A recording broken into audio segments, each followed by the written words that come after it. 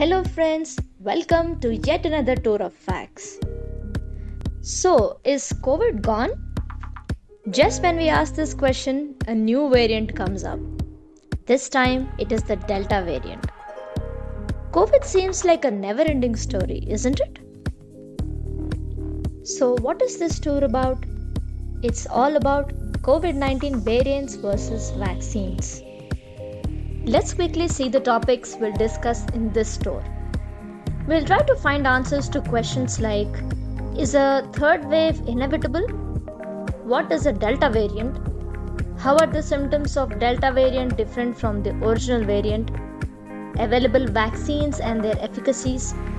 We'll try to find answers to some of the most curious questions like: what if we take combination of these vaccines?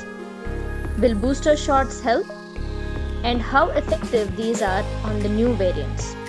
So let's begin our tour.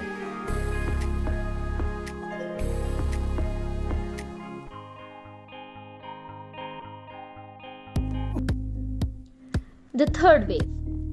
Before we discuss further, let's understand what a wave means. It's that period during the pandemic when the infection cases increase rapidly, beating the previous highs, until they reach a peak and the cases starts reducing gradually. Most of the countries have seen 2 waves of COVID and now they are experiencing a third wave. South Africa is currently facing a brutal and steepy third wave of COVID-19 virus. Experts are predicting the third wave is underway in the UK, India and other countries. You can check out the worldmeter.info website for latest country-wise information on COVID cases and waves. Is a third wave inevitable? Epidemiologists explain that waves during a pandemic depend on many factors like precautionary measures taken by each of these societies, the vaccination rate, individual and herd immunity in the nation, and even after taking the necessary steps, a slightest delay in measures can result in a wave. Probably that's the reason why most of the global leaders are aiming for 70% of the population to get vaccinated by this time next year. So the equation is very simple. We have to apply all the tools we have to stop the waves. Always remember, it's a collective effort. It's only possible when we take precautions at individual and on a larger scale.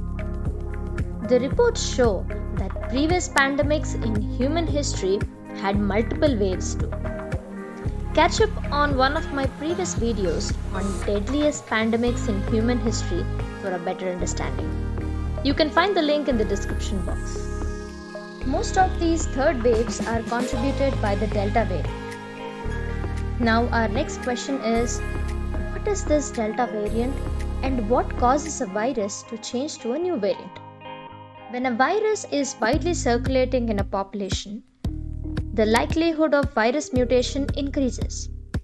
The more opportunity a virus has to spread, the more it replicates, and the more opportunity it has to undergo changes. Depending on where the changes are located in a virus genetic material, they may affect virus properties such as transmission and severity. For example, some variants may be more severe while others may cause less severe infections. The Delta variant is the deadliest variant, which is labeled as VOC, Variant of Concern, by the World Health Organization. The Director General of WHO has called it a very dangerous period in the COVID pandemic. The Delta variant has been detected in 98 countries and is spreading very quickly. So, how are the symptoms of Delta variant different from the original variant? There is little data available on this, but some people have reported symptoms such as headache, sore throat, and running nose, without the hallmark COVID-19 signs such as loss of taste and smell. So be careful, friends. Just because you don't have the regular COVID signs like loss of taste and smell doesn't mean that it is not an infection caused by the COVID virus. Let's move on to vaccines. First, let's see top few vaccines available in the market. We have Pfizer, Moderna, AstraZeneca, Covaxin, Novavax, Covishield, Sputnik V, Johnson & Johnson, and recent developments show entry of new vaccines, Abdala and Soberna 2 by the Cuba government, Biological E by India's private company to be launched very soon. The above vaccines are categorized into 4 types: the whole virus or the inactivated virus type, protein subunit type, nucleic acid or mRNA type, viral vector or adenovirus based. Each of these types have their own way to provide protection against the COVID virus. But what's common among them is that they alert our internal army, the immune system, to fight against the bad guy that is COVID virus. For example, the viral vector vaccine works by giving cell genetic instructions to produce antigens. The viral vectors are harmless viruses which act like carriers in order to trigger an immune response. Viral vector vaccines can mimic natural viral infection and therefore trigger a very strong immune response. So far, these vaccines have provided very good protection against the previous few variants. Like for example, under whole virus or inactivated virus type, we have Covaxin, which provided 78% efficacy against mild to moderate infections and 70% efficacy against asymptomatic infection. It worked really well on wild type and also neutralized UK variant. But we have very little information on how this performs on the Delta variant. Under protein subunit type, we have Novavax with efficacy 90.4%. It handled very effectively the UK and South African variant. Then we have Pfizer, an mRNA type vaccine with efficacy 95% at preventing hospitalization and death. Lab data suggest that it worked quite effectively on the UK variant as well as the Latin American variant. Data suggest that it is effective against Delta variant too. But some reports claim that its efficacy dropped to 64% on the Delta variant. A drop from 95 to 64% speaks a lot. But still, we require more data to understand its efficacy on the Delta variant. Then we have Moderna, also an mRNA type, showed 95% efficacy on the previous variants, and it is believed that it is working very well on the Delta variant too. Under viral vector or adenovirus based type, we have AstraZeneca. Currently shows 70% overall efficacy on the UK and Brazil variants, but not on the Delta. You might get a better understanding by looking at this representation. Russia's Sputnik V, which is also an adenovirus based type, shows efficacy of 91.4%. When it comes to variants, clinical trial data was largely conducted in Russia prior to the emergence of major variants. So, we still don't know if Sputnik V works well on the Delta variant. Covishield has efficacy of 70.4% on the other variants, but its capability reduced to 2.5 to 9-fold against Alpha and 2-fold against Delta. Johnson & Johnson, also a viral vector type, demonstrated 66% efficacy at preventing symptomatic COVID-19 infections. In the US, it was slightly higher, 72%. Based on clinical studies in Africa, UK, and Latin America, there is evidence that the vaccine is effective against these variants.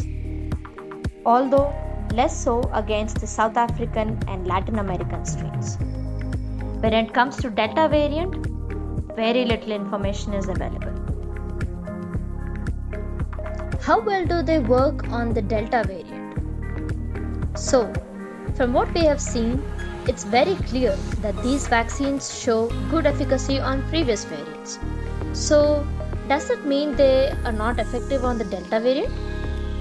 First of all, we have very limited data, and remember, as the virus is mutating, there is parallel research going on to improve the vaccines as well. So the next question that arises is, why should we take these vaccines when there is no enough proof? It's very simple. The idea is to reduce hospitalization and deaths. This is a strategic process, friends. At first, we try to minimize the casualty. Meanwhile, we will have enough data to improve our vaccines to become completely COVID-free. But that is going to take some time. So get yourself vaccinated and continue to maintain the same old precautionary measures to be safe. What if we take combinations of the available vaccines? Vaccinating people with both AstraZeneca and Pfizer produces a potent immune response against the COVID virus. A UK trial of a similar strategy reported safety data last week and is expected to deliver further findings on immune responses soon.